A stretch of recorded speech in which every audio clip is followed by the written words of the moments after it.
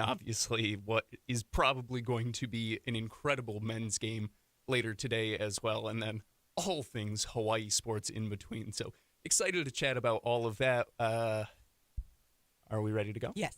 All right, Paul, you can catch your breath now. Hello, everybody that is tuning in on our YouTube channel.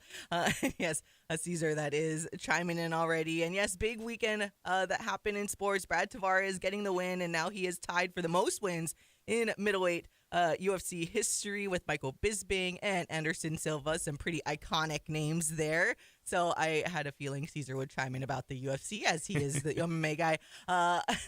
So now we are live on our YouTube channel and, of course, on the radio. You guys can text in at 808-888-KGU1. That's 808-888-5481. And, yes, or you can watch us on YouTube and chime in on the live chat. But we appreciate you for tuning in this and every weekday morning. And as Paul was mentioning, yes, a lot of stuff to get into today. We'll talk about the Women's National Championship in just a little bit. And, of course, get into discussion about the Men's Championship that's happening later on this afternoon. As Chaz had mentioned in our sports report, that Florida is looking to win their first one in a very, very long time. And Houston is looking to win their first one ever. And as Kelvin Sampson, the head coach of Houston, got text messages from some iconic coaches such as Tom Izzo that said, win one for the old guys. So let's see if they can do that there. But we'll get into what our predictions are for that a little later. We'll get into some University of Hawaii baseball discussion as kind of a shocking series loss at home, probably, where we did not see Manoa magic happen. We saw a Hawaii native kind of close out Hawaii for baseball, but did not see that Manoa magic. Maybe the Manoa magic went over to his side since he's from Hawaii. I guess maybe that's what happened for the, as Michael likes to say, the Hawaii dirtbag. And again, that is their baseball nickname. That is their baseball nickname. We're not being mean, but it's a nickname they gave themselves. So I did have to remind myself how they got that nickname, and as always, a nice job referencing that story. But yeah, I had to remind myself because I was chatting with Morgan about it, and I was just like, yeah, I always look forward to whenever I get to preview, like in my recaps or my previews for things. Whenever I get to be like, oh, yeah, they're playing Long Beach next in baseball, because it's the only time that it is acceptable for me to be like, yeah, they're getting ready to host the Dirtbags later on. And it's always just funny because it is their name. And if you don't know the story, go look up the story because I will butcher it trying to tell it. So we'll get into a little bit of UH baseball talk, some high school baseball as we were out covering Kaiser and Kailua over the weekend. That was an exciting finish. Yeah, some flag football that we were covering on Friday. So, by the way, it's just Paul and I in studio today. No Michael Escaro. But that kind of brings me to the fact that we have a lot to get into. And you will hear a lot of Michael because he is there hustling and getting some post-game interviews with a lot of the games that we cover. So you'll hear a lot of Michael in just his voice as we go throughout the next couple of hours on this show. He was also out at HPU baseball yesterday as they hosted the University of Hawaii Hilo out at Hans Larange. And that game, I mean, it was almost like the Manoa game was the only game where there wasn't an electrifying ending in the baseball games that we were looking out for this weekend, because that was not just a walk-off for the Sharks, but a walk-off grand slam by Tyler Arnold for the HPU Sharks yesterday. So Michael had a chance to chat with Tyler Arnold and their hitting coach / player development / associate head coach, Richie Higa. So we'll let you guys hear from that. So there is a lot. And, of course, women's water polo, as we are your designated water polo experts in this studio, that we have come to really fall in love with the sport. And yeah, we were getting really into it on Saturday against UC Irvine. And by we, I mean quite literally Paul and I, like, what is that? No, and darn ref. And because again, we're year number 2 of actively covering women's water polo, and I know what's going on now. We're starting to kind of know. I know what's going on now. Calls are. But we've made it, Paul. We are here. We had a crazy week. We do have a couple of local broadcasts, some HPU broadcasts coming up just this week, but just a couple. Tomorrow we have a doubleheader with softball against Vanguard, and then Saturday is a big time matchup for the HPU men's baseball team as they take on one of the fellow top teams in the conference in Point Loma. So we got a game for you on Saturday, just the single game only of the doubleheader because we're going to have to head to men's volleyball senior night. But we will have a lot of that, but not as crazy as last week. So let's give ourselves a round of applause, Paul, because we made it. Good job, team. It felt good yesterday to just like chill. Well, as I texted you guys on chill, Saturday, quote unquote, I was like, we're still doing work, but like knowing that the physical labor part of the entire week was done, where it's like I could just literally stay home and do work was nice. Like, this is nice to just. I got a car yesterday. I know. It was a great day. Now I can, go to more places instead of just being at the whim of the old moped, though I still will be using the moped quite a bit, just as I did today. There are some benefits that come with it. But yeah, it was nice to get a little time off, quote unquote, so that we could do that. And yeah, now we got a chance that my wife and I could, me and the mouse in my pocket, I guess. My wife and I, we got a chance to go to a breakfast date yesterday. Oh, nice. We got a chance to watch the NCAA Women's Championship game, which was crazy. And then we bought a car. It was a full Sunday, despite it being not workful, I guess. Yeah, but still, nonetheless, at least productive Sunday. There you go. Productive Perfect word. There you Sunday. go. There you go. All right, let's get into the sports. As you were just saying, the interesting game, like you mentioned earlier, not exactly the results. We were kind of leaning towards UConn winning this one, but the final score was definitely kind of a shocker in how this whole game played out. The Huskies, Paige Beckers, AZ Fudd, Sarah Strong, and co. dominating South Carolina 82-59. I mean, up by like 30 points, what felt like majority of the entire game. And I mentioned this to you when we were talking about the semifinal game as well with this UConn Huskies team. I mean, they are just that quality of a team, because when you look at the 3-point shots, it wasn't one of those games that they are just like making all the threes. They were actually very bad at threes in that game. 4 for 17 to finish off the game. And they still were able to beat South Carolina by that many points. And to South Carolina's credit, they made 4 3-pointers as well. So they canceled out, and that just shows the pure dominance of this squad. And then the fact that Paige Buckets, wasn't even the leading scorer on this. It was AZ Fudd and the freshman phenom Sarah Strong that led the Huskies in scoring. Obviously, Paige is the leader of the team, and when she's on that court, she's something else to help bring everybody together and give her teammates all of that confidence that they need to succeed and have the games that they did. But Paige, like I said, AZ, Sarah Strong, and then all of the other players, they are just so good. Gino Auriemma, 12th national championship, which is so weird to think that he hasn't won in a long time, because I remember maybe when I first started somewhat paying attention to women's college basketball, when all the media were talking about UConn and their dominance. Like we talk about Diana Taurasi, Maya Moore, the people that were there sitting behind the bench, Sue Bird. Like, you just correlate women's basketball and the UConn Huskies. So it feels weird that, for a long time, and that's the testament to how much the game has grown, that the talent spreads out. Dawn Staley and what she's been able to do at South Carolina, I feel like it's pretty much there vying for the same type of player all the time, right? Like Gino Auriemma and Dawn Staley. And then you have still LSU, and then you had the emergence of Caitlin Clark, and you have all of this other stuff that it's been a while, and Paige Beckers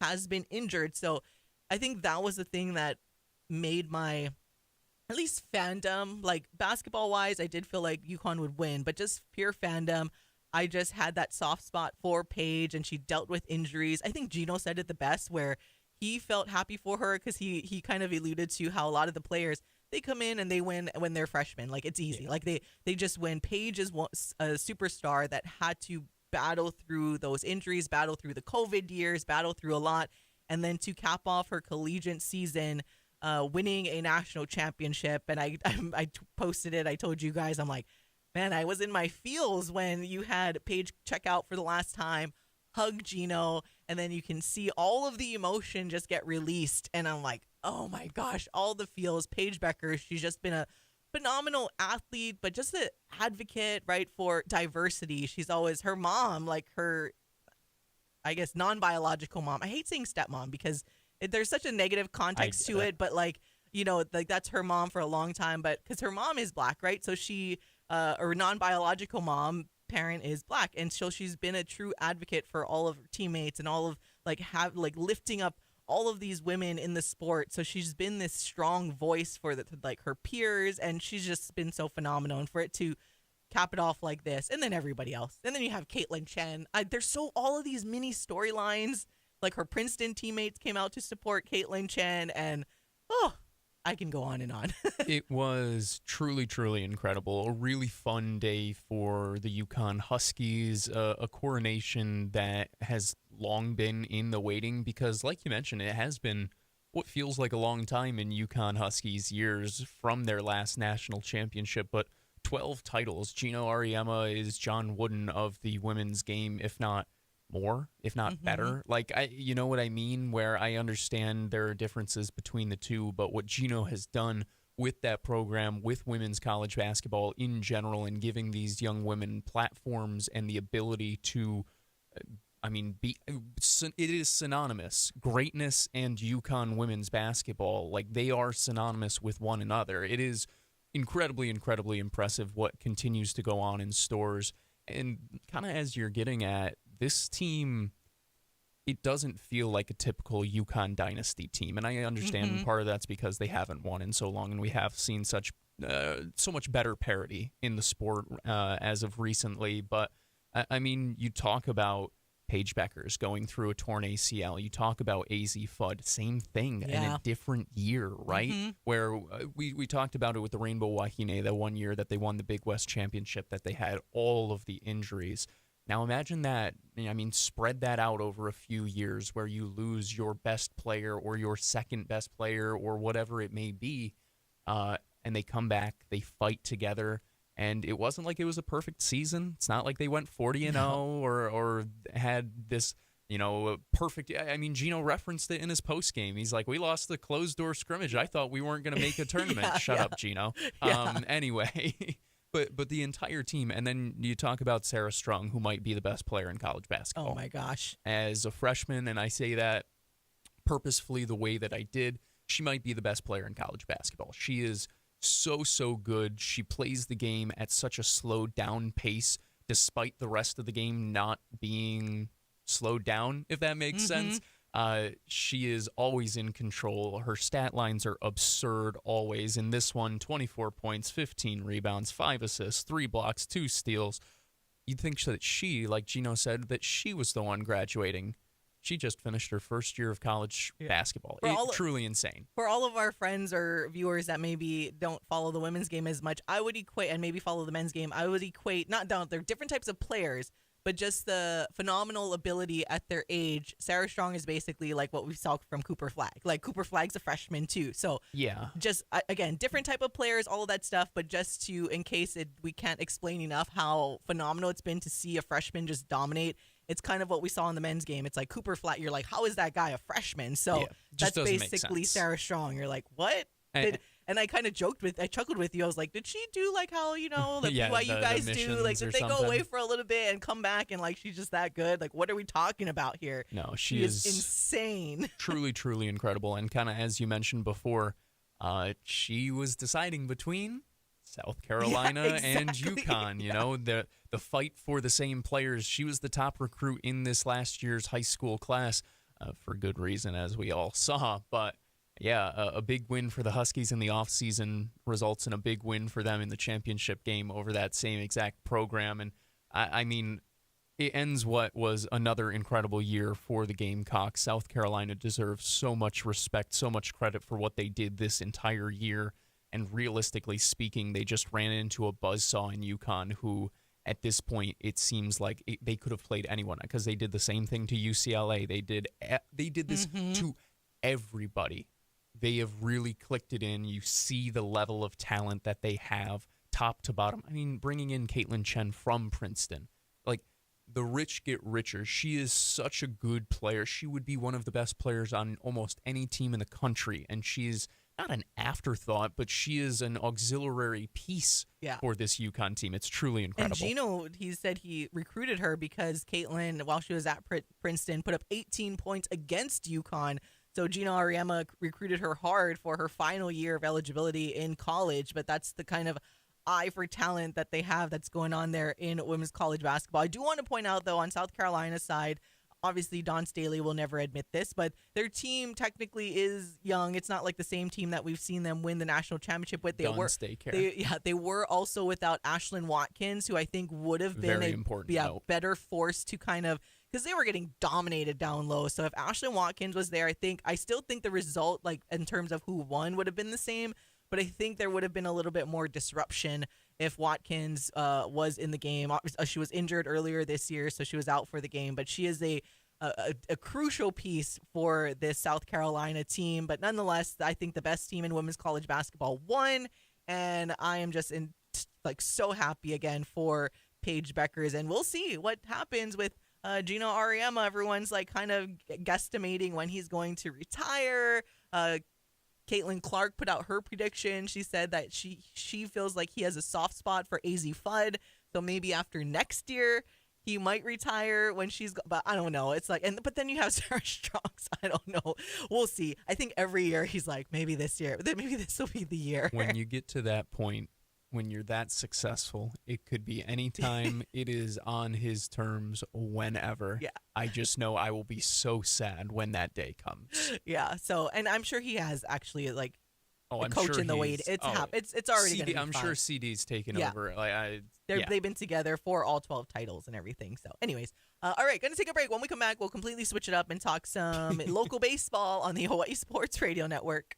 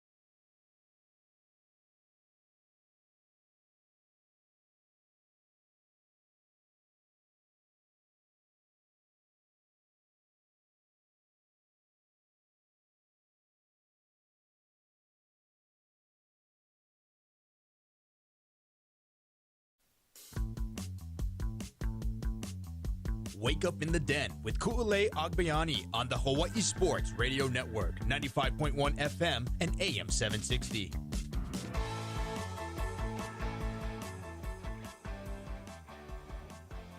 Welcome back to Wake Up in the Den. Ku'ulei Agbayani and Paul Brecht on the Hawaii Sports Radio Network, 95.1 FM, AM 760, and hawaiisportsradio.com. And you can text us at 808-888-KGU1. That's 808-888-5481. All right, what do we just want to start off with first? We'll start off on the high note first. We will start off just recapping really quick just the game that we covered over the weekend between Kaiser and Kailua, a big-time matchup in the OIA D1 East. And if you guys missed it and you want to listen to it, you will be able to listen to it on demand a little later today at hawaiisportsradio.com or wherever you get your podcast. But I mean, that was one that it just kept going, and highly contested baseball game between, again, the two top teams. Technically, Kailua had the upper hand going into this because they had beat Kaiser earlier in the year, where the Cougars lost 5-1 back in March to Kailua. But they were able to redeem themselves, and right at the very end, we're able to was it bases loaded? It was bases loaded, right, at the ending? I think so. Or maybe at least first and second, I think. Second and third. Second and third, excuse me. But then able to get there, and then a wild pitch brought that runner home for Kaiser to walk it off now that and you say beat it, Kailua. I think it was bases loaded because I think they sent an intentional walk after it went second and third. That's right. Because that runner didn't technically matter all that much. Yeah. First off, all of you matter. All of you matter. Second off, that runner did not matter all that much. If we're just like speaking true baseball terms here, yes. If we're person to person, everybody matters. But true baseball terms, the runner did not matter in this situation. Again, bottom of the seventh. I almost said bottom of the ninth, but there's only 7 innings in high school baseball. But everybody knows bottom of the final inning. Before we go to extras. Winning time. There you go. Oh, except for the bows. Anyways, but nonetheless, a good win by Kaiser. Again, now they are in sole control of the OIA D1 East, and they have just a couple of games left. They do play a very strong Wanalua team coming up in a couple of days, and then close it out against Roosevelt before the OIA playoffs. But want to make sure we hear from our Fun Factory VIP of the game, the Kaiser pitcher, Bryson Toner, who will pop up the graphic for you when you guys are watching this on YouTube, watching/listening. He insisted for his photo that we take of them that he include his catcher in his photo, like true pitchers do. And Bryson Toner, and a commit to LMU. So big time baseball after his final year this year. But here is Bryson Toner with our Michael Liscaro and what he had to say after that big win for Kaiser on Saturday. Right, Bryson, heck of a game, 10 strikeouts. Then I have to call you Bryson Toner after that one. But pitchers do it all throughout, and you guys win on a wild pitch. A lot of emotion, senior day. What do you feel like right now? That's huge. I mean, every year Kailua's competitive game. Came up short first half of the season, but the second half we were all able to do our jobs. Finally got to pound the zone against them. Hitters came out swinging, so just really glad. This is huge. This was a game for number one in the East. I don't think you clinched it exactly, but you guys are pretty much in the driver's seat. Yeah. What was your coaches telling you guys throughout the whole game and heading to this to make sure you guys are in the moment and don't make mistakes? I mean, heading into this, we know that if we beat them, we separate ourselves from the pack. We only have one loss. I think they have 3 now? Yeah. They have 3. So, I mean, going into this, we always have good games with them. I mean, we're probably one of the most capable teams on the island. It's just a matter of putting it all together, timely hits, good pitching. So, I mean, just awesome. Just awesome. Talk about your defense, because 1-1, 2-1 game, defense has to make plays. I mean, they always lock down for me. I love my infielders, Sham, Tanner, Mana, Higa. They all put work. Hazen, I mean, he's been my catcher all season. I love all of them. Just lock down, It's easy to pitch when you have a good defense behind you, especially in the outfield, too. Their pitcher, Zenn, I think this is the longest he probably went, and it was going to be a pitcher's duel all the way to end, but then they brought in Raven in the 7, and I felt like that kind of screwed them over. I guess talk about Kailua. Yeah, I mean, I don't know what Zane's pitch count was, and I know that I was about at the 110 mark, so if that game kept going, I wouldn't have gone back out. But, props to Zane. I mean, every time he pitches against us, he shows out. That's just who he is. So, I mean, they're all capable arms. I wouldn't say that was a bad decision. Raven's great, DJ's great. It's a good staff. It's a good team. So, there's not much you can say about that. Jackson, he's in the 9-hole. Yeah. He goes back out there, gets a hit to lead things off. How big was that, and him just kind of reading everything? I mean, Jack's huge. He's a sophomore, right? He's very mature for his age. He has all the tools. I mean, he's 1 through 9. Like, it doesn't matter where Jack's hitting. He's a very capable hitter, so no doubt about it. He's just going to come up with that hit. Sham followed it up with a double. I mean, it's just awesome. You got your teammates surrounding you now. Anything you want to say about this team and this season? I mean, the past 4 years have been awesome. Grateful for all of you guys. No matter where we go, y'all always be my family. RMG. Appreciate you guys this past 7 innings, though. Yes, sir. Yes, sir. Let's go. Yes, sir. You gotta love it. All right. Yes, sir. Yes, sir. Yes, sir. And again, he really wanted to take a photo for his Fun Factory VIP photo that goes on our social media with his catcher. That was a Kaiser pitcher, Bryson Toner, who got the win on Saturday after they beat Kailua on the walk-off via a wild pitch 2-1 to improve to 7-1 on the season and have sole control of the OIA D1 East. All right, we do got to take a break. When we come back, we'll talk a little bit of UH baseball and get into some more coverage of what we did over the weekend with girls flag football. So you'll hear a little bit from former UH quarterback Bryant Moniz, who is the head coach at Leilehua, along with our Fun Factory VIP of the games from those games that we covered on Friday. We'll be right back on the Hawaii Sports Radio Network. Stuck in traffic? That sucks.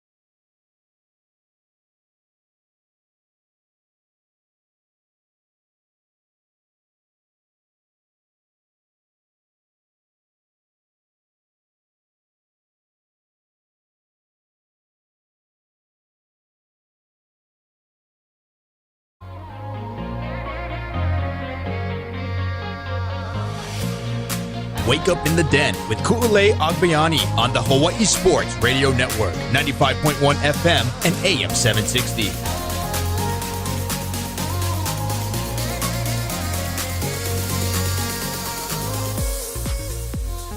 Welcome back to all of you, the beautifulest of all the beautiful people. It's Wake Up in the Den. I'm Ku'ulei Agbayani alongside Paul Brecht on the Hawaii Sports Radio Network, 95.1 FM, AM 760, and HawaiiSportsRadio.com. Thank you guys for tuning in this and every weekday morning from 8 to 10 and watching on our YouTube live stream every single Monday. We appreciate you, or on demand if you're listening or watching on demand. We had quite a few of you that watch our show on demand. So shout out to all of you guys. You can either chime in on the live chat or text us at 808-888-KGU1. That's 808-888-5481. But that is why you are the beautifulest of all the beautiful people. Unfortunately, we got to get into some not so beautiful conversation now. When it comes to a couple of losses, somewhat shocking losses for a couple of University of Hawaii teams. We'll start off with baseball. Baseball losing this series to Long Beach State over the weekend. Again, they were able to take that first one on Friday, 10-5, and you thought, hey, looking pretty good. Saturday, not able to close it out, lost 3-2. Yesterday, not able to close it out again, lost 5-4. And I think the part that stings the most is that the closing pitcher for Long Beach is a local kid, is also a local kid that Michael reminded me that that's someone you guys interviewed when covering the Chase Numata Senior All-Star Game. Kaimi Kahalekai, who was their closer for Long Beach, those two nights when Hawaii lost. And it's like, I think that stings more, right? It's like, why does it have to be the Hawaii kid that has to close us out and not allow us to have our usual mano magic that we've become so accustomed to late down the stretch? And that's kind of been the thing. So I think to lose back-to-back and not get a magical moment on top of the one that closes us out is someone from Hawaii. It's like, dang it. And then, not to mention, Long Beach State coming in was the third from the bottom in terms of the Big West Conference standings.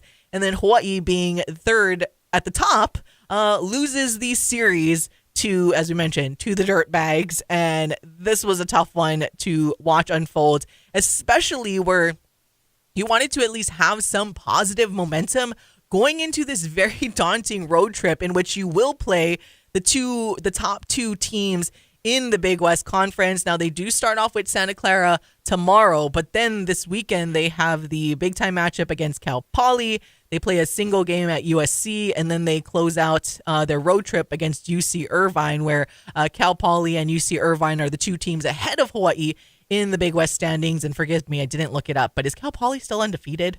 They are 12-0, and UC Irvine has one total loss in conference play. So not exactly what you want going into, like you mentioned, what is a really difficult road trip. But to be the best, you got to beat the best, and clearly we can't beat the worst. So, no, I'm kidding, guys. Sorry, that was a joke. It was just a frustrated joke. This was a frustrating series loss in a lot of ways. The offense just couldn't really get much going, and once it did, it was a little too late, because both times we saw them start to put a little rally together in the ninth inning, kind of what we've gotten used to in this season with, I mean, the team in general. And I mean, just last week, weren't we just talking about, like, I think even UH did a special feature on, the walk-off season and the walk-off bows. And you're almost, like I said, the fact that we went those 2 games, no mano a magic, and closed out by the local kid, I'm like,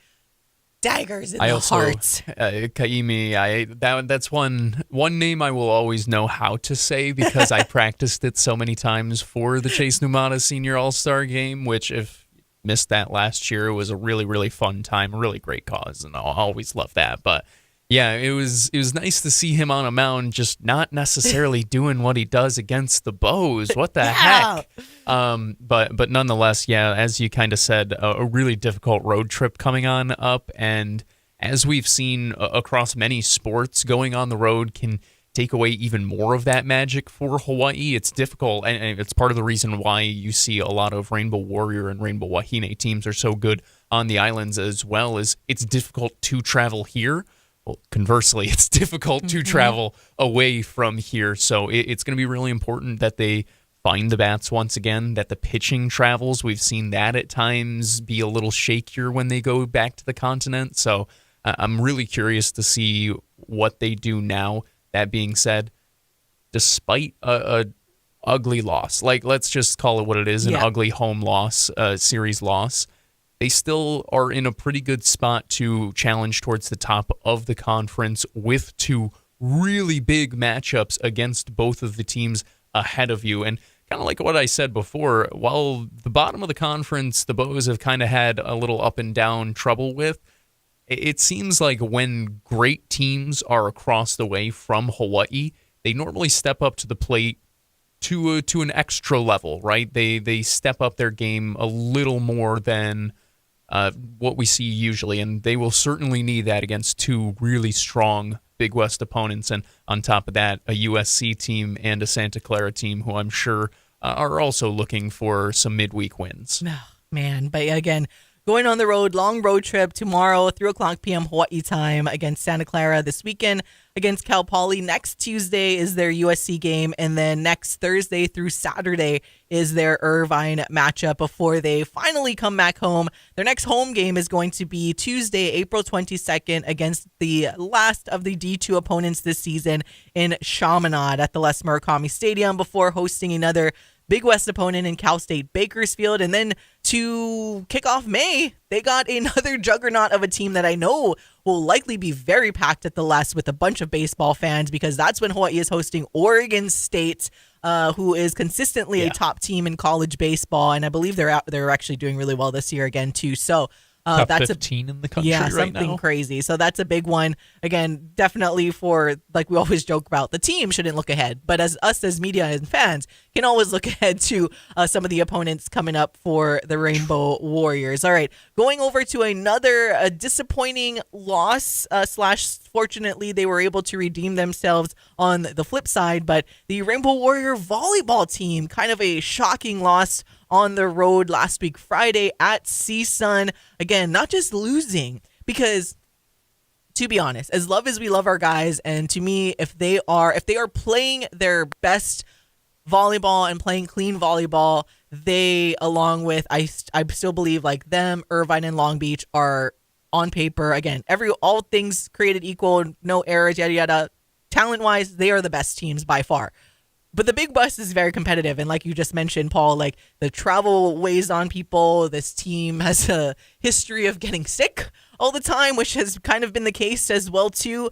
So they go on the road at CSUN, and they don't just lose. Again, if this went to 5 and Hawaii dropped it, I would have been looking back and like, it's going to happen. It's a conference game. You play in the best conference in the country. Yeah. But then you get swept in that first game, and that's when everyone's like, how the heck? Oh, and you saw that reaction on social media, that's for sure. Swept. Luckily, they redeemed themselves on Saturday and were able to return the sweep to CSUN. Now, unfortunately, I was not able to watch that game on Friday because I was like busy running the Mariners game that had to drive out to Mililani. But I know you got a chance to watch some of that, Paul, and like, yeah, we can look at the box score and whatever, obviously poor performance all around. But from what you were seeing in that game, like, was it something that maybe CSUN was doing? Like, were they just having like a block party? Like, it was just one of those where Hawaii just couldn't get past the block? Did we see kind of like, what was it? Or was it just purely Hawaii just making a lot of mistakes? I mean, you had like 16 errors, like to CSUN 7 on here, looking at the box. Like, what was it? And CSUN having way more kills, 45-30 in kills for CSUN to Hawaii. But from what you've noticed that we've been seeing all this season from this Rainbow Warrior squad to what happened on Friday, like what was missing? It is Severin Lavenstein's fault. I told him he's never allowed to go to another Rainbow Warrior volleyball game again, my friend. No, that's right. No, I am kidding. Well, I am not kidding. I did tell him that, but it was more tongue-in-cheek. No, this was one that just a really uncharacteristic performance from Hawaii from start to finish. A lot of mistakes. And I mean, looking at the numbers alone, CSUN just dominated them. Like, I think you can kind of draw exactly what happened from the numbers in a lot of ways where the block wasn't great for Hawaii throughout the entire time, where it felt that every time CSUN was attacking, Hawaii was struggling to dig it up, was struggling defensively, was struggling to get quality piece of it at the net to try and slow it down. Aleu Choi was good, but not great, and Tread was okay. I think that's the best way that I can put it. Tread was okay. Christian was nah. Like, overall, just everybody looked a little bit off. And that can't happen against a really motivated team, which CSUN was. When you go into this, we just talked about this. This is the best conference in men's college volleyball, period. End of sentence, whatever. All due respect to the MPSF and all them, blah, blah, blah, blah, blah. This is the conference. The top to bottom, the depth of this conference is outstanding. And you saw that with a team that lost their first 4 matches through conference play. They didn't want to fall to 0-5. They really came out with an inspired effort. And I mean, Hawaii just wasn't ready for it, it looked like. And you kind of mentioned, there are some illnesses that had gone around, and part of it is travel and all of those things. But I mean, truth be told, CSUN just came out and kind of kicked our butts on Friday. It was not what you want to see. And I think you saw that on Saturday, where Hawaii came back with a very inspired performance, where they come back and they sweep afterwards. So, no, it was just one of those ones where the service errors, the attacking errors, it seemed that everything was just a tick off. Everything was miscalibrated by just that much. And when you do that against a really good team in CSUN, there's a reason that despite losing 4 games in conference play, they're still ranked within the top 10 nationally. when you do that against a good team at their place, that good team will take advantage of it. Yeah, so hopefully Hawaii bounces back. Now, this is crazy. I can't believe the regular season is over already, essentially. Hawaii obviously returns home. This weekend is a big weekend. A Saturday night, senior night, Long Beach State is sold out. Friday is expected to sell out. So if you want to see the Rainbow Warriors to close out the regular season, you got to get your tickets for Friday. Both games at 7 o'clock p.m. at the Stand. And then, unfortunately, though, it won't be your final chance because they will go on the road to play UC Santa Barbara to finish out the regular season. And then, yay, we host the Outrigger Big West Championships presented by the Hawaiian Islands this April 24th through 26th at the Stand Sheriff Center. So you guys will still be able to see them one last time if you're not going to travel for, well, I don't want to get ahead of ourselves. They do need to at least make it into the championship match to be able to get an at-large bid into the NCAA tournament because after that, the chances are, even Charlie is like, the chances are likely they're not going to allow 3 bids from the same conference, even though you should, because they are quite literally the 3 best teams in the country, but it's just the way that it plays out. So if you can't make it out to Long Beach State, I would advise you to get your tickets and see this team, at least that first match of the Outrigger Big West Championships, just in case. But nonetheless, the future is bright, as we know, for this Rainbow Warriors squad. I think the only thing that's concerning this week is that we need to find out what the health status is of Christian Tatrisky. I know there's been kind of concern that he did get injured in that second match. So when we know, we will let you guys know. And hopefully it's just a little, you get a little stinger or something and everything's fine. Hopefully everything's fine. But we got to take a break. When we come back, we will close out hour number 1 with some girls flag football talk on the Hawaii Sports Radio Network.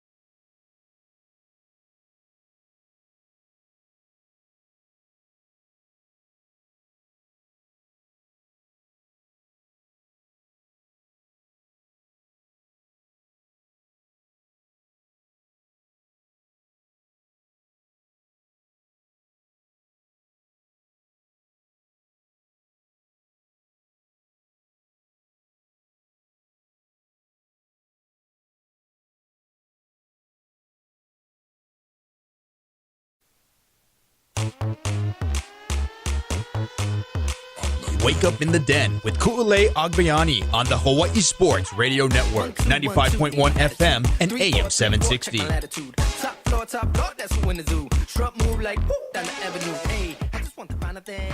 It's Wake Up in the Den. Paul Brecht and Ku'ulei Agbayani on the Hawaii Sports Radio Network. All right, Friday night we were covering OIA girls flag football. We're just about winding down in the regular season. Yes, a very short season, but a full season, much technically. like their games, speedy through the regular season. Yeah, not a pilot season as we had talked about last week Friday that kind of came about, and now we have a state championship, OIA playoffs, and in a couple of weeks, but we were out covering a couple of games. We saw Mililani beat Leilehua 48-0, and then we saw Leilehua beat Pro City 27-0, but nonetheless, I am still, even if you guys haven't been out to watch flag football, it's not like the final score is so not indicative of how exciting the game is, and I hope we portray that for you guys when we broadcast it on the radio, because especially for me, I just like to learn and see new things, so I just get really intrigued like watching and how we've been able to cover different schools and see how different schools are coached, different plays that they run. It's been really fascinating. I'm having so much fun covering girls flag football this season. But let's start off with the first game that we covered that night. Leilehua and Pearl City, again, 27-zip. And want to let you guys hear from a couple of people that Michael Esquero was able to catch up with following that game, where he was able to first chat with our Fun Factory VIP of the game, Madi Powell, who, same thing, a lot of these young ladies like just doing things on both sides of the ball, like getting interceptions, some tutties. Just beasting out. You know how it goes. She was phenomenal, but this is what she had to say. And then right after her, you will hear from the Leilehua head coach / former UH quarterback, Bryant Moniz / his daughter is the quarterback at Leilehua now. Surprise! So first up, here's Michael Esquero with our Fun Factory VIP of the game for Leilehua, Madi Powell. Madi, congratulations on this win. You guys stay undefeated. You guys get the shutout. I think you're your second of the year. Talk about the job that you girls did today. It was a slow start for us in the beginning, but we bounced back. On defense, we got 2 picks to get the ball back, and then just scored on every opportunity we had. Couple drop balls, but it's a part of the game, and we just pick each other up and go from there.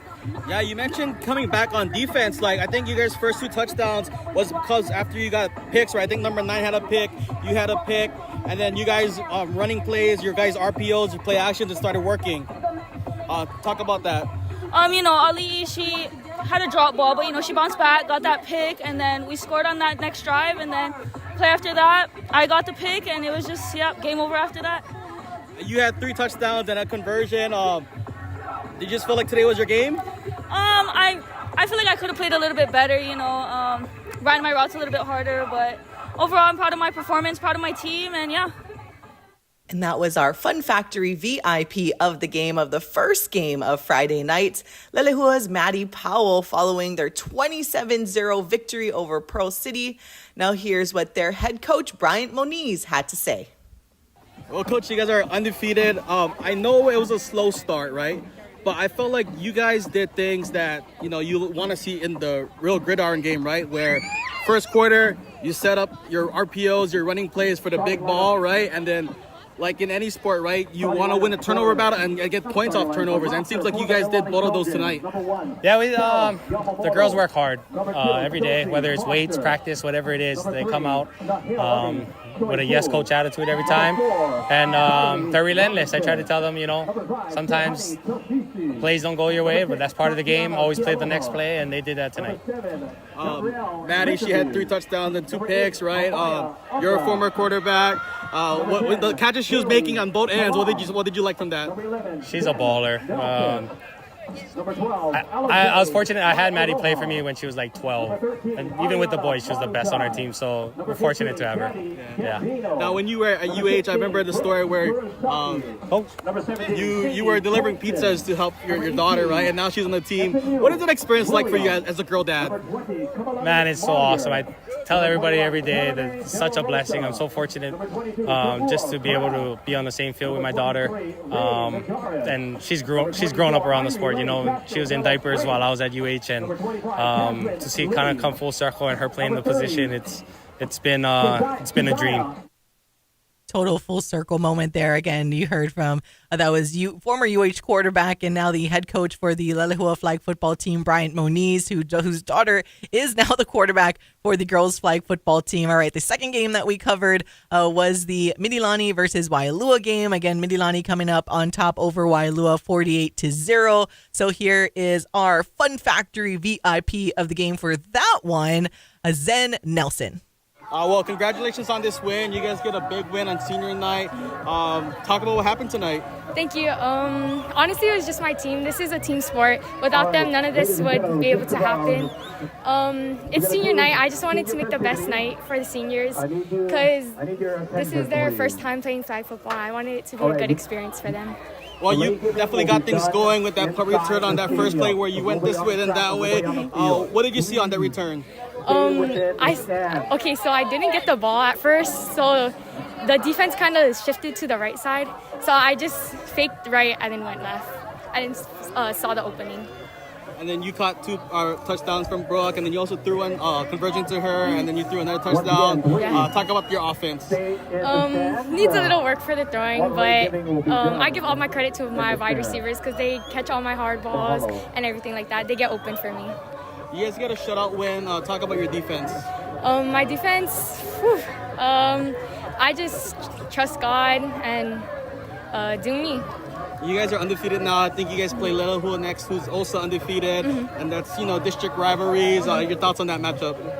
It's going to be a good matchup. I know everyone's looking forward to seeing this game, but I got trust in my team that we can push through and come out with the dub. Again, that was Zenn Nelson from Mililani, our Fun Factory VIP of the game for the second game on Friday night. And I tell you what, she was phenomenal. And as she mentioned, just returned the, kickoff.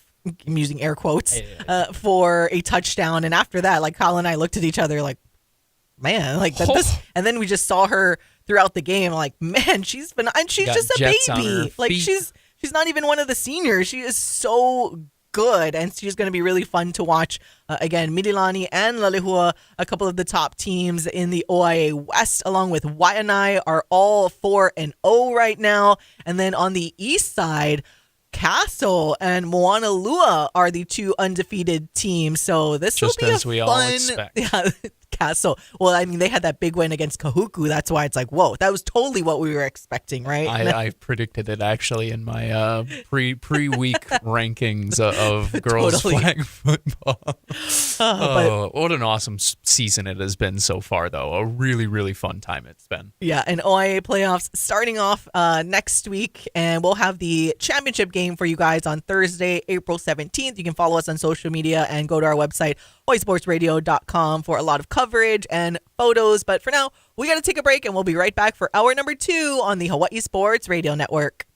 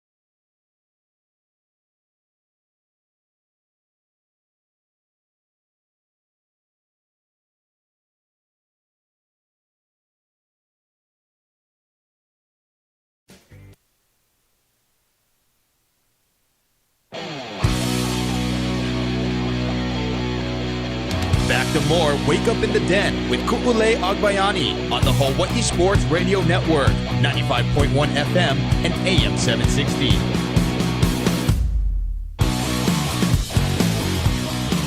Welcome back to Wake Up in the Den, hour number 2. I'm Ku'ulei Agbayani alongside Paul Brecht on the Hawaii Sports Radio Network, 95.1 FM, AM 760, and hawaiisportsradio.com. Thank you guys for tuning in. Sorry, I'm chuckling as we're coming on air because I peeped in on our YouTube live stream chat. We are streaming live on YouTube as we do every single Monday, so you guys can tune in, chime in on the live chat, or you can text us at 808-888-KGU1. That's 808-888-5481 if you guys have something to say. And I was laughing because, as I mentioned, sometimes or usually Michael joins us on Monday, but he was out hustling, and we got a lot of post-game audio that we played for you guys in the first hour, and we got some more coming up in the second hour when it deals with HPU baseball. They had a big win again, but Michael appearing in the live chat for YouTube because we know our friend Caesar that tunes in. A shout out Caesar. He said this was in the first hour to start off the show. Aloha and good early morning, y'all. Just wanted to say hello before I hit the gym and listen to y'all before work. Y'all are part of my morning routine Monday through Friday. Thank you again, Caesar, over there on Maui. We appreciate anyone who makes us their morning routine any day. Again, we hear you guys. We love seeing you guys out there. But Michael also said because Caesar starts saying some stuff about the Knicks and need to push back on Caesar's glazing of the Knicks in the chat. So that's why Michael don't need to push back at all, Michael. Caesar, I think you should actually glaze the Knicks even more. Though I will say I don't think I make that trade because I also love OG and Mitch. That's not one that I'm interested in. As much as I do love Zion, that ship has sailed after we traded away RJ Barrett. The kind of friendship 3 is gone. We have our Villanova guys now, what can I say? But I do love that you love OG and Mitch because those are 2 great players to love. I also love that you're a Pelicans fan. That's such a fun team to like.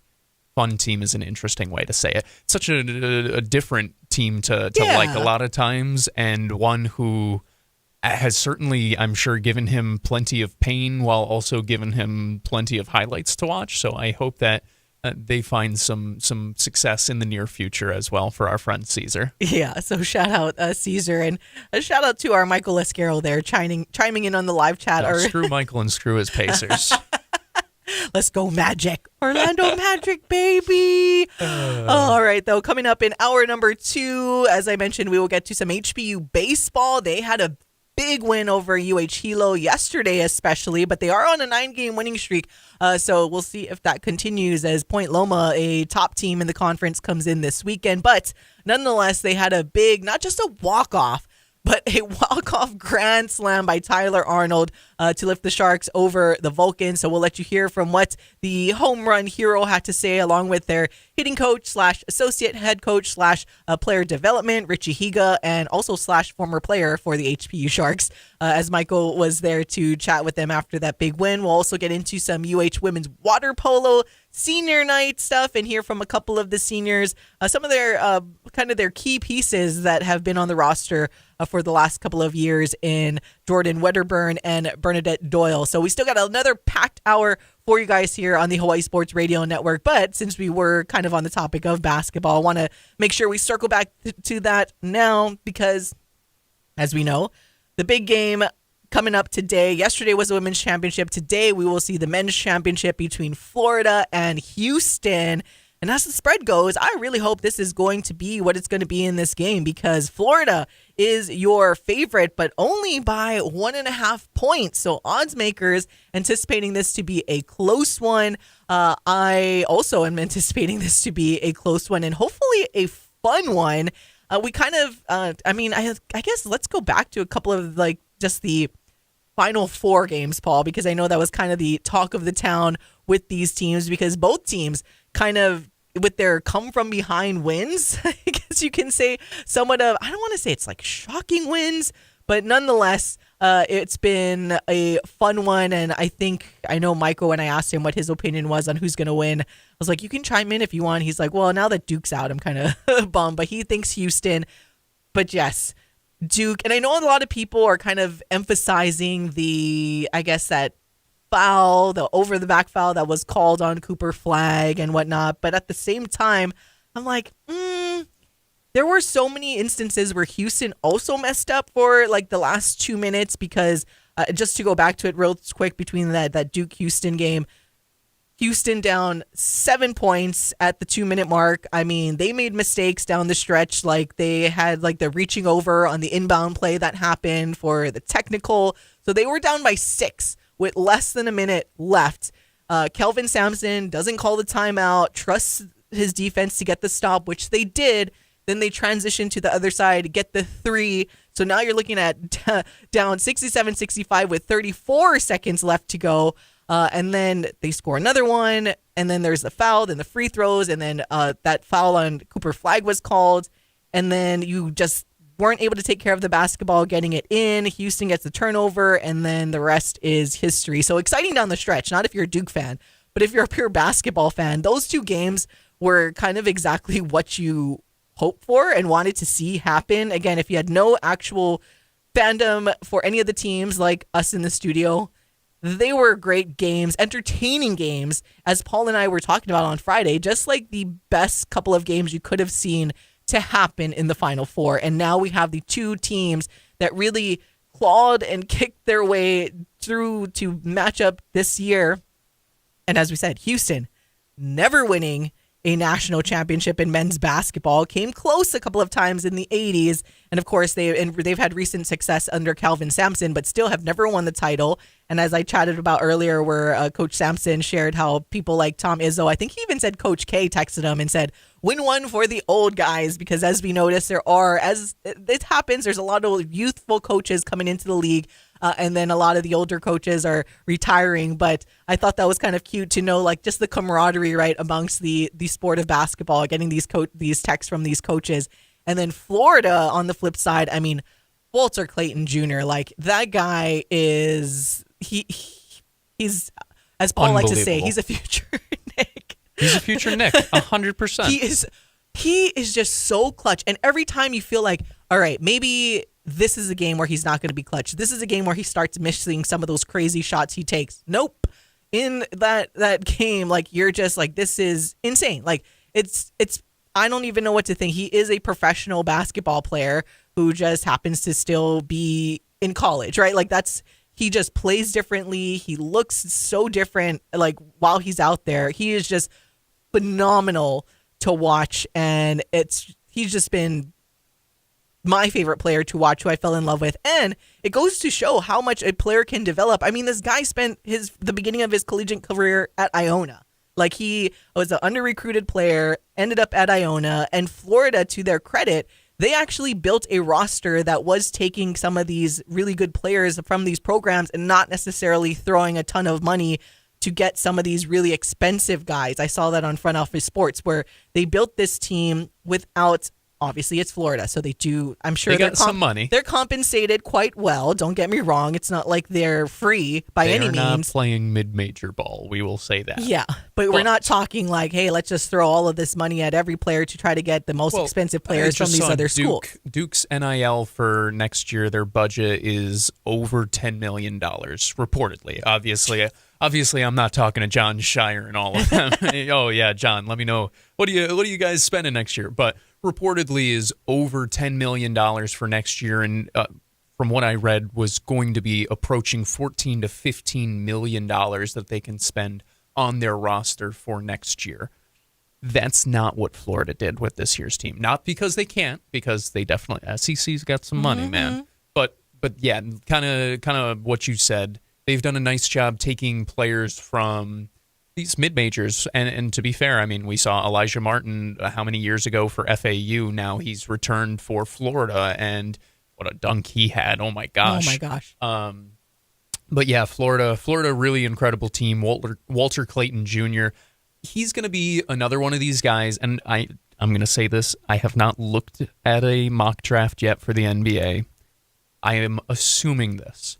He is going to be another one of these guys who falls later in the draft than he should go. The guy can hoop. He can straight up play basketball. All right, I wanted to ask you this before you continue, because obviously we talk about your Knicks a lot, and I don't actually watch the Knicks obviously a ton. I barely get a chance to watch the Magic, but I do need to ask because when I'm watching Walter Clayton Jr., I don't know why, but I immediately think of Jalen Brunson. So I don't know how similar they are. You can shed a little bit more light about this, but just the way that he moves and facilitates and how clutch he is, I don't know if I'm just brainwashed by Paul at this point that I think of Jalen Brunson so often because I think at least every other day, at minimum, Paul will mention Jalen Brunson once. So maybe it's just a brainwash things. But because it's not like he's not short, but he's not one of these extremely tall. He's not this whatever. He's not built like a Cooper Flag who can do dominance on the inside and on the outside and block shots and all that stuff. Right? He just, to me, it's just that's the kind of player that he reminds me of if we're comparing at the NBA level, because this guy is going to be playing in the NBA and he's likely going to be actually playing, not sitting on the bench, but playing on a team in the NBA. But yeah, I don't know. Like I said, not too much, but is that completely off base? I guess is what I'm trying to say. Or did you just brainwash me? I get where you're coming from with it. I don't know if that's my exact comp that I'd go with him. Typically, I go more Mark Sears, pardon me. Spears, jeez, I'm crow. Sears from Alabama as a more Jalen Brunson clone-ish. But I will say this. I'm not going to put those type of expectations on any type of college player, but I will say that it wouldn't shock me at all if he has a similar type of path. He gets to the NBA and he's just a really good backup point guard to start his career, and then all of a sudden he gets a little bit more opportunity. He sees a little bit more time, and perhaps we could see him be a high-quality starting level player. There are a lot of things to go on there. So you're saying he's going to be a future Magic. I like where we're going there. If I were the Magic, I would I don't know where him. He's going to play. Because the Magic, they have a lot of their starters are going to be their starters, and you have some of their back. To have too many good players. Hey, especially when you're the Magic, who have been so awful for so long. But of course. I will take it. But no, I really like Walter Clayton Jr. I think he's a really good player. He's somebody who I'm already preparing myself to watch fall down the draft board for whatever reason, because NBA scouts and NBA front offices love youth more than anything else in the world, which I totally get because basketball especially, you see these guys take massive leaps from one year to the next. And, well, when you're younger, you have more time to do that. But this is a guy who can play. He can hoop. And that's something that really we're getting with this championship in general, because that's something that Houston does exceptionally well also, where, they're not the sexiest team when it comes to playing hoops. It's not, they aren't Duke. They aren't this team who's filled with 5 stars and filled with all this stuff. But they're damn good basketball players. They play together. Their effort is unbelievable. They take care of the basketball. They shoot it very well. And even when they don't, which we saw against Duke, they have this never say die attitude that just makes them always, always a threat. And to be fair to Florida, you look across the way, what a heavyweight bout they had with Auburn. They just outmuscled them. At the end of the day, they just outdid Auburn. And how many teams have been able to say that this year? 4 total, maybe. It is really, we are blessed to have this championship matchup between these two teams. I hope it is as close as what we see. I hope both teams are ready to go. I'm sure they will be, but this is exactly the championship bout that you're hoping for. Sucks for Duke that they had an all-time collapse, but what a comeback by Houston in that game. I don't want to totally, I know we got to go to break soon, but I don't want to totally gloss over that game because really an incredible effort. I know there was frustration over the back call. I'll say this.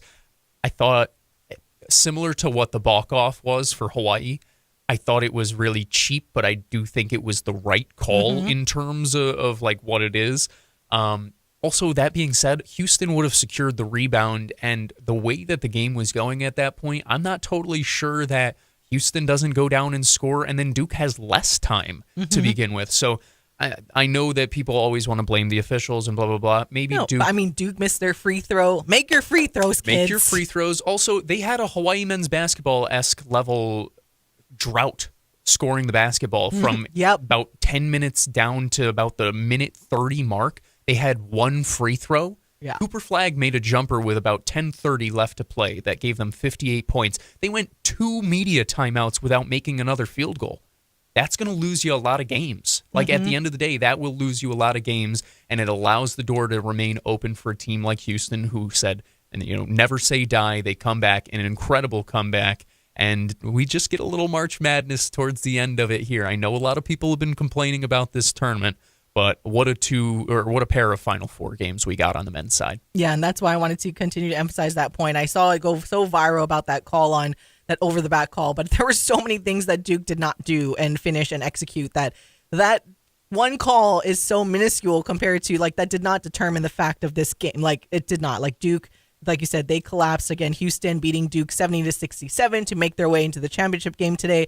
And then Florida coming back to beat Auburn 79-73. So we got Florida and Houston this afternoon just before 3 o'clock p.m. And you guys can watch it on CBS. And Florida is just your 1.5 point favorite. So please, to the basketball gods, let us get a game that will be determined by less than 2 points. And hey, can we go to overtime? Just my little basketball fandom heart. It would just be fun. And I loved seeing two gritty teams compete against each other in the national championship for the men's side. And again, Florida hasn't won since like 07-08, and Houston has never won. So that's kind of nice to see. As you mentioned, people complaining about just the lack of Cinderella stories. Well, you know what? If we're going to have a lack of Cinderella stories, I like the fact that we will at least have potentially a first-time champion and a champ that has not won for a long time. So we love to see it. All right, going to take a break. When we come back, we will get back into some baseball and actually some HPU Sharks baseball after their huge win over the University of Hawaii Hilo, coming up on the Hawaii Sports Radio Network.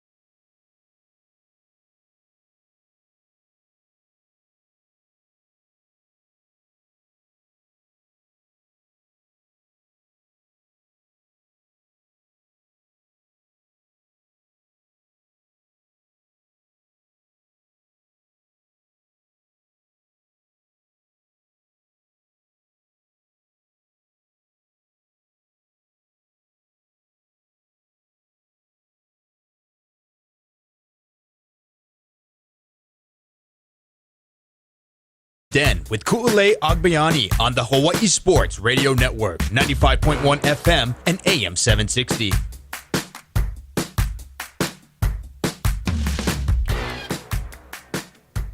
It's Wake Up in the Den, Kaiser Agbayani and Paul Brecht on the Hawaii Sports Radio Network. All right, I want to talk some HPU baseball as the Sharks having a huge win over the Vulcans yesterday, a walk-off grand slam. Woo! Is that the second time they've done that this year? Why does it feel like this? They've just been hitting home runs. I mean, Bronson Rivera has the new HPU Sharks record at 14 home runs. Like a noteworthy moment every single time the Sharks take the field. Like, if you're not making your way out to their games when you can, I don't know what you're doing. It's really, really incredible what they've been able to do over these past few weeks, especially. I think, what'd Michael say, 9 in a row now that they've won? 9 in a row. It truly is incredible. Again, the Hawaii game does not count towards being official, so you don't count that loss in terms of the 9 in a row.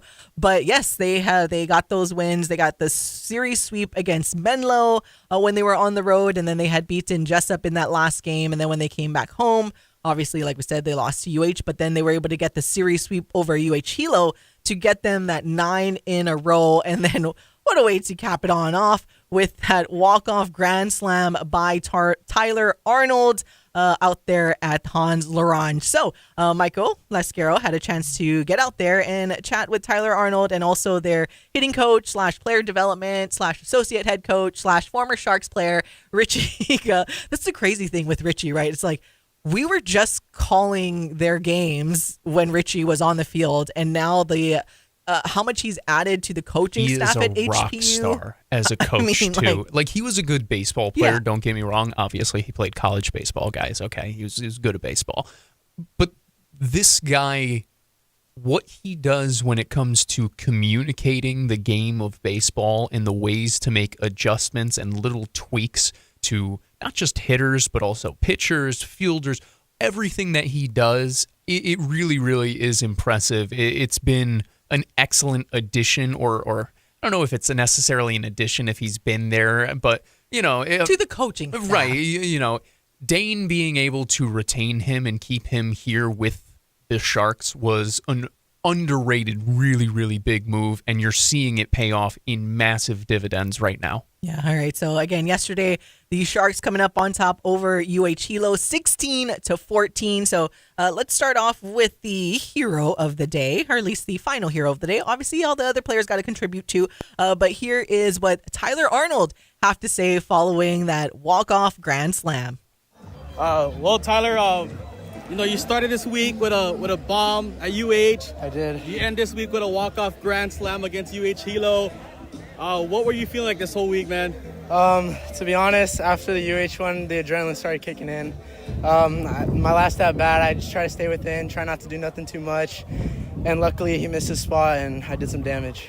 You guys now are riding a 9-game winning streak in the Pac West. What has allowed you guys to be on a hot streak right now? On the offensive side, we're just trying to win every pitch. Try to capitalize on all the pitchers' mistakes and do what we do. And on the defensive side, make the simple plays. Make all of them look easier than they should be. And just keep going from there. You guys had a bases loaded situation in that bottom of the 8, right? Yes. So when was your time up to bat? Did you know you had to deliver then? I was willing to take advantage of the opportunity, and luckily, pitcher missed something right over the middle of the play, and I was able to get my ace swing off. You're a freshman, right? Yes, correct. So what's kind of allowed you to, what do you give credit to for your success in your first year here at HBU? First off, my coaches for giving me this opportunity to come to such a great program and build something of it. And my teammates always having my back, always making fun of me here and there, but keeping me positive and keeping me the way I am. And that was HPU Baseball's Tyler Arnold following his walk-off grand slam against the University of Hawaii Hilo yesterday. Now here's what HPU's hitting coach, Richie Higa, had to say following that game. All right, Coach Richie, as the hitting coach for this team, you guys definitely needed the bats to come out in this come from behind victory. Why do you think the team is so hot right now? I think ultimately it's knowing that we're capable of always coming back. We maybe make some mistakes in the game, got to help our pitchers out, but always knowing our offense is relentless. I tell the guys until the last out is given, we always have a shot. We've proven it game after game this season, multiple walk-offs. I think ultimately never give up mentality has been huge for us, and I hold on to them and tell them hey man, just gotta keep going. We go up and down, but gotta stay the course. What can you say about Tyler Arnold, just a freshman, but seems like he's mature beyond his years? Yeah, so I saw Tyler in the summer I actually saw my first year of coaching, and I always thought he had a good swing, and he played for a really good school in high school, and I thought he's always been a really good player. And when he came in here, he had a tremendous fall, and we could see that his approach and his tools are beyond his years as a freshman. And honestly, we're really happy to see him succeed because he's earned every bit of it. In the bottom of the 8, you guys had bases loaded too. They get 2 outs. Same situation in the bottom of the 9. Was there anything you saw? Tyler said the pitcher just missed his spot, but was there anything adjustments you guys made in that 9th inning? Because it's the same pitcher, right? So any adjustments you guys made to load the bases and then finally win it? I think we knew, if that the same pitcher can only get our guys out so many times. That's the confidence we have. Of course, as hitters, we got to learn how to make adjustments and stick to the game plan. But I think the hitters communicating with each other at bat to at bat, this guy's starting to miss in this spot, and ultimately trusting the approach of what we're seeing up on the mound. And obviously, Tyler did a great job of sticking to the approach and getting the job done there. Kind of more of a overarching series question. Bronson River set the record for the home runs earlier this week. I think he had another one too today. Yeah. He mentioned in the offseason, changing the mechanics of the swing. What have you done to help work with him and help him to be successful? Yeah, I think the biggest thing for Bronson is, like, you look at him and, I mean, he's got all the tools in the world. He has tremendous power, tremendous speed. He's a great athlete, great kid. I think ultimately it's just helping him make more of his batted balls productive. I mean, he hits the ball very hard. The goal for him is just making sure those balls are hit forward, hit on a line, and if he gets under one at all, it's gone. So it was helping get some objective data with him and helping him understand where his swing is at, because he's very talented and also very coachable. And I had the great pleasure of coaching him this fall and this winter, and I'm really proud of him for him. He gets to reap all the rewards of his hard work. So I was just there along the way to help him out. Last question. I think this is your second year as the hitting coach, right?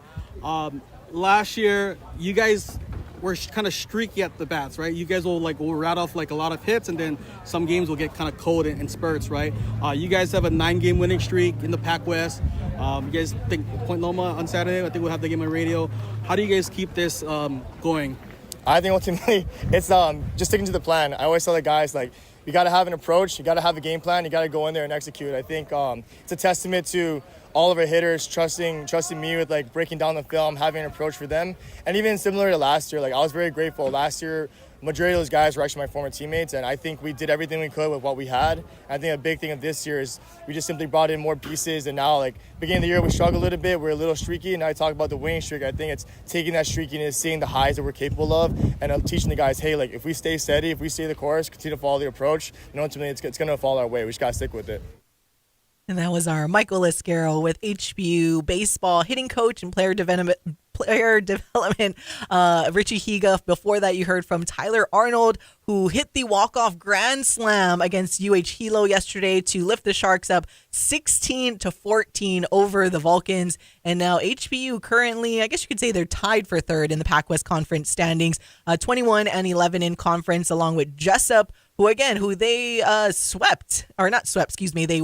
they split their series against Jessup before coming back home. So they showed that they can beat a really, really good baseball team. And that's good, because this weekend they welcome in the number 2 team in the Pac West in Point Loma. And as you kind of heard Michael say there, we will have the first game of Saturday's doubleheader on the Hawaii Sports Radio Network against Point Loma. So that's going to be a fun one for us. But that's why I chuckle with Richie Higa, as he just mentioned when he first started coaching last season. And he mentioned, it's a lot of those guys were just my former teammates and then had to transition from player to coach. But he has definitely been a huge piece for the Sharks, because as you were saying earlier, Paul, it just seems like their hitting for HPU has been next level this season. I want to make sure I give that shout out again, though, to Kona Waina's Bronson Rivera. Again, started his career at the UH Manoa, but now plays at HPU, and he is now the single season home run record holder for the HPU Sharks. So I don't want to gloss over that. So the local boy owning that single season home run record, and Michael Liscaro did a very good piece and a feature story on him. So you can go to hawaiisportsradio.com to check that out. But the Sharks, man, they are picking up where they left off last season, and they are looking good so far. They really, really are. By the way, I did check, and the 3 teams are not eligible for postseason play. So that is important to note with Jessup as well. But a really fun team.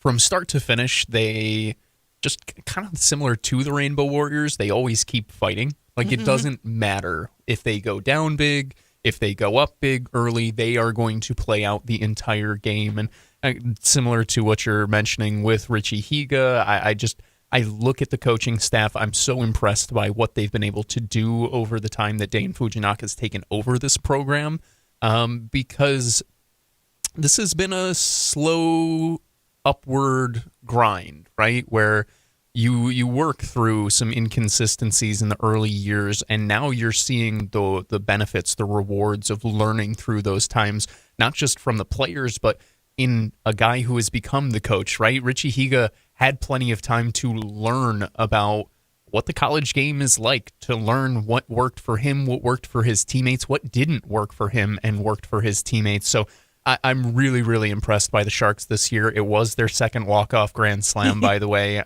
They also did it against Concordia Irvine earlier in the season. Just a magical year. it's been on the backs of their bats. They've been one of the best hitting teams in all of Division II this season, and you hope that it continues as they continue to fight on towards that Pac West tournament. The confidence that this team displays at all times, that is what is most impressive to me. They always believe that they are going to win the ball game, no matter who they play, where they play, what time they play. Doesn't matter. That confidence goes such a long way, and it is such a testament to what the coaching staff has done over at HPU. Yeah, and should HPU continue their success, as we hope they do, because unlike basketball, there are even less teams that are able to make the Pac West Conference tournament. It's only 4, so you really have to find success. But again, as Paul mentioned, Jessup and Vanguard, who are kind of teetering on kind of like that top half of the Pac West, they aren't eligible because they have been moving up from, what is it, like Division 3 or what, the lower level to Division NAIA, 2. Yeah, there's Division 3. So they're on the move up, so they aren't eligible. And as we mentioned, technically that would leave Hawaii Pacific at the 3rd. Actually, is Westmont even eligible? I don't know. I think they're eligible now. Which is crazy because Westmont is like the best team. They are the top of the conference, and they have just been dominant. They're 23-7 in the Pac West right now. They are eligible. Okay, so they are eligible. Westmont is eligible, so clearly they're going to punch their ticket into the postseason. But then you have Point Loma. If we take out Jessup, you'll have Hawaii Pacific as the 3.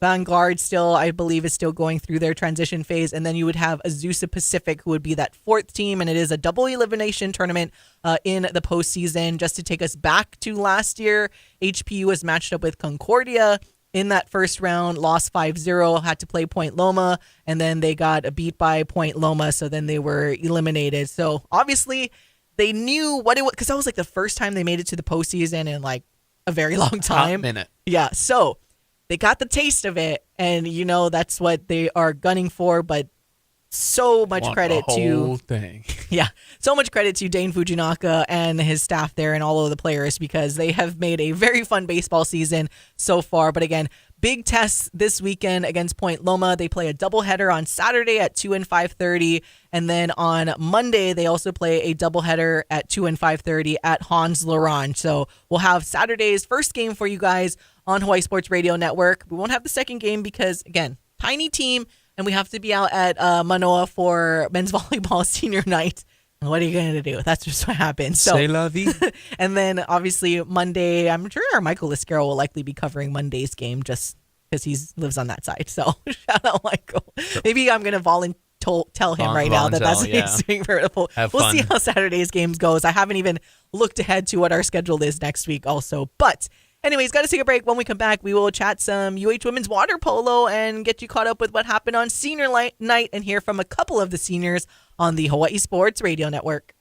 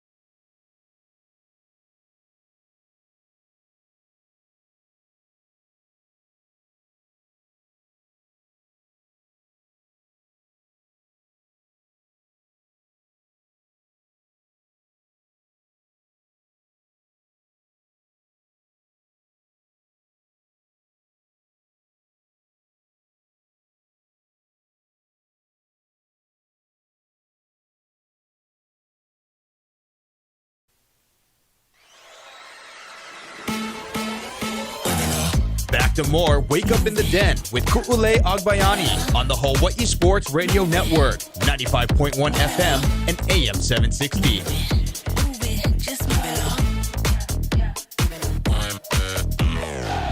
Forget everything that you thought you knew. Welcome back to all of you, the beautiful list of all the beautiful people. It's Wake Up in the Den. I'm Ku'ule Agbayani alongside Paul Brecht on the Hawaii Sports Radio Network, 95.1 FM, AM 760, and hawaiisportsradio.com. Thank you for tuning in.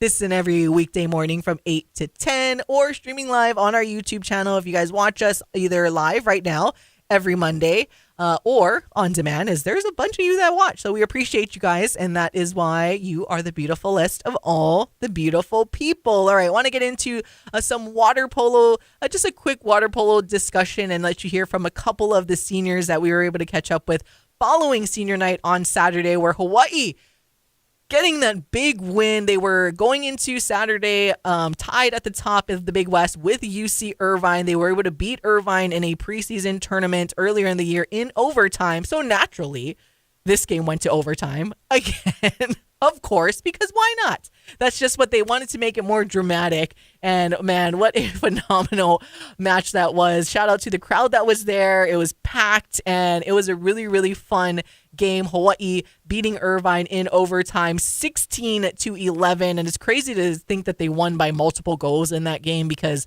the first overtime game they won by 1 goal. And then obviously it's like it was so back and forth. Irvine up by a couple of scores at one point in regular time, and then overtime, it's just like Hawaii.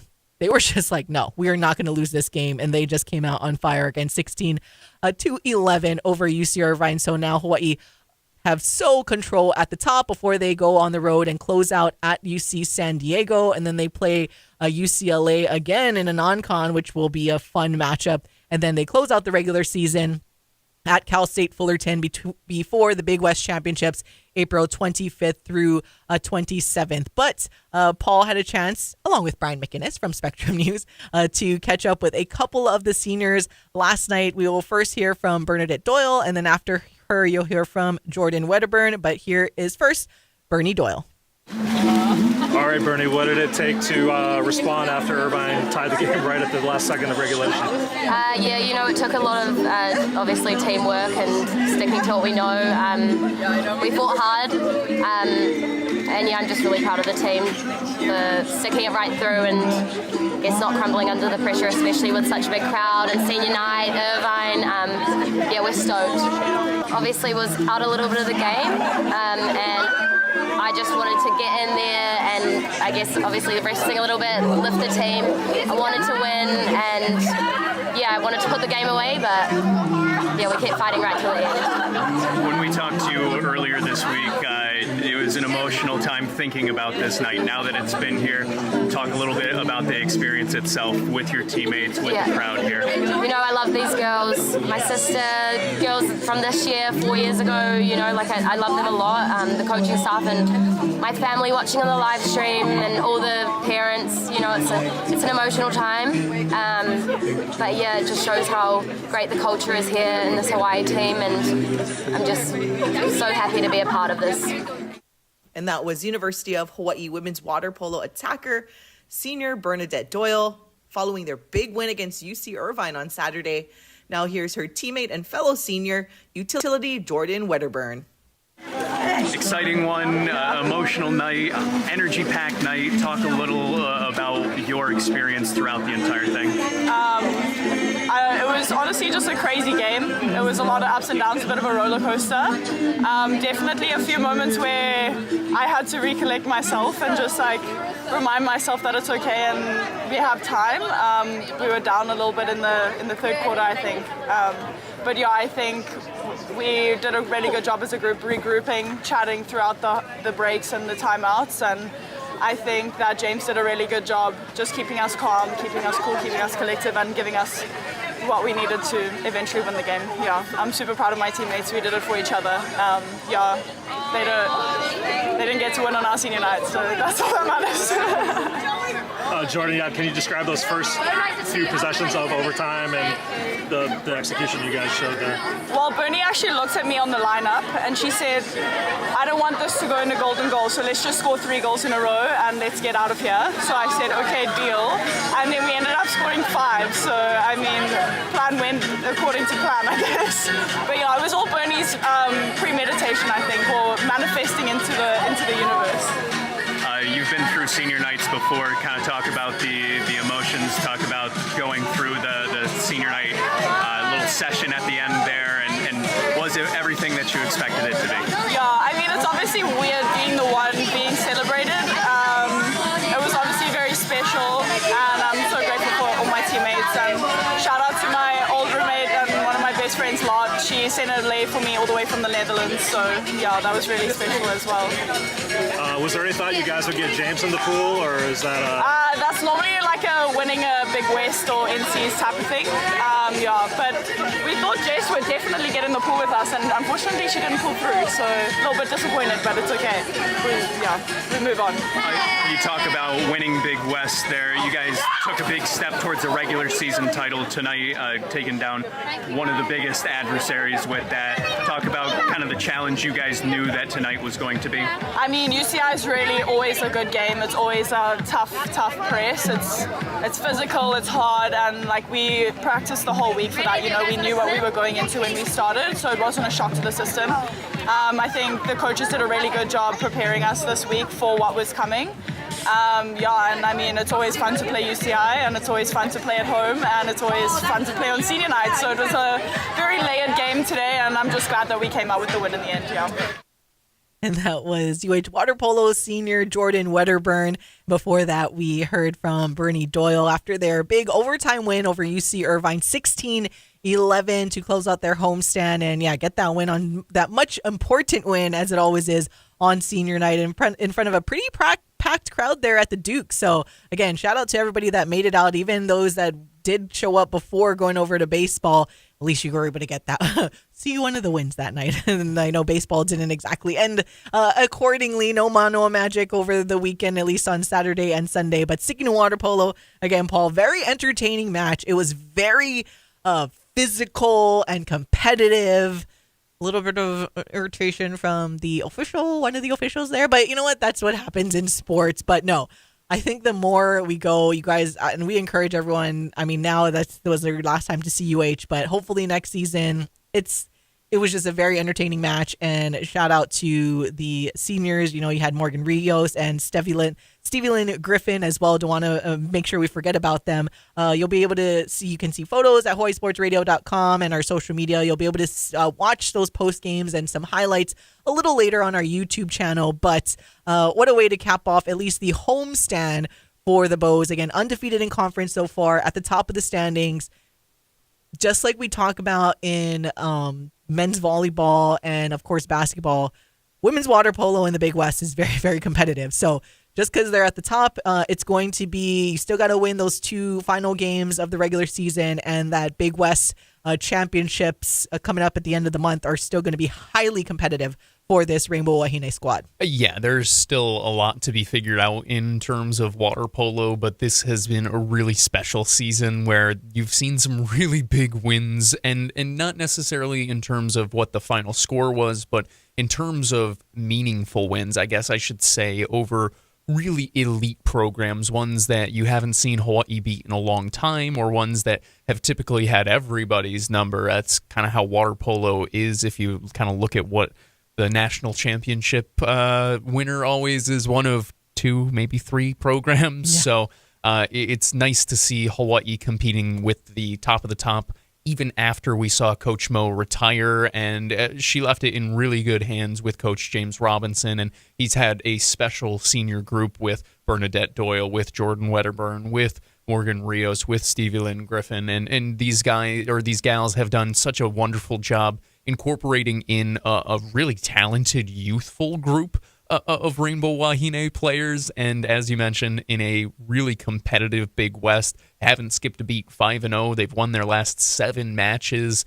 They snap a 9-match win streak for UC Irvine as well with that victory this past weekend. So tons of good for the Rainbow Wahine in the water polo pool. Hope it continues as they hit the road and try and continue what was a magical season throughout the regular season as they hit postseason play. Yeah, and hopefully defends that Big West conference title. And shout out to Jordan Wedderburn again. I mean, she was getting tugged at like crazy. like just so much so that it quite literally broke her suit, where she had to like go out and change into a new swimsuit. Because if you guys aren't familiar with the suits, they're really, really tight so that it tries to prevent you from pulling it. And then it zips up in the back. So it's like it got basically broken and she had to swim off and again change. So it was no foul on that one. She did eventually get a penalty shot, thank goodness, and was able to put it in. But James Robinson might be the calmest coach I've ever seen in my life, and he was losing his mind. That's when I knew. I was like, all right, we're going to lose our mind too. My feelings are valid right now because I feel like we're getting screwed over, and the guy who actually knows what he's talking about also feels that way enough where I ain't never seen you act like this before. You're right. He is very, very calm. All right. As I mentioned, they go on the road this Thursday. They play at UC San Diego. They play at UCLA on Saturday. Hopefully they can get 2 wins. Again, able to beat the Bruins earlier this season for their first win like in a very, very long time. And then they close out the regular season at Cal State Fullerton before heading into the Big West Conference Championships that unfortunately are being held at UC Irvine this year. So UC Irvine gets to play a potential home match for the championship game, but we'll see. We'll get there when we get there. All right, I got to take our break, and we'll be right back to close it out here on the Hawaii Sports Radio Network.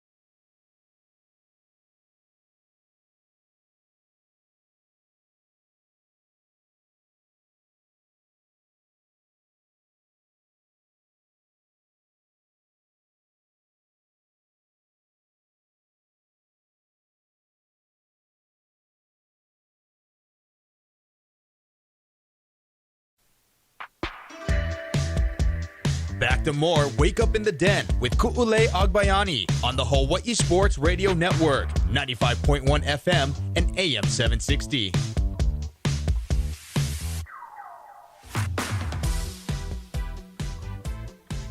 It's the Hawaii Sports Radio Network. I'm Ku'ulei Agbayani along with Paul Brecht. Thank you for tuning in as we close it out here on your Monday. Hope you guys have a fabulous week coming up for you. Again, not as crazy as a week for us here on Team HSRN as it was last week. A shout out, obviously, to you, Paul, sitting across from me, to our Michael Lascaro, Kyle Galdera, and I guess Alan Mia. He chimed in for one game, but last week we had a very, very packed week. Last week out covering a bunch of different sports and bringing it for you guys on the radio and on top of all of our regular duties. So, phenomenal job by our team. Again, you can listen to a lot of the broadcasts at hawaiisportsradio.com or wherever you get your podcasts and see some photos and all of the stuff that we cover on social media or on our website.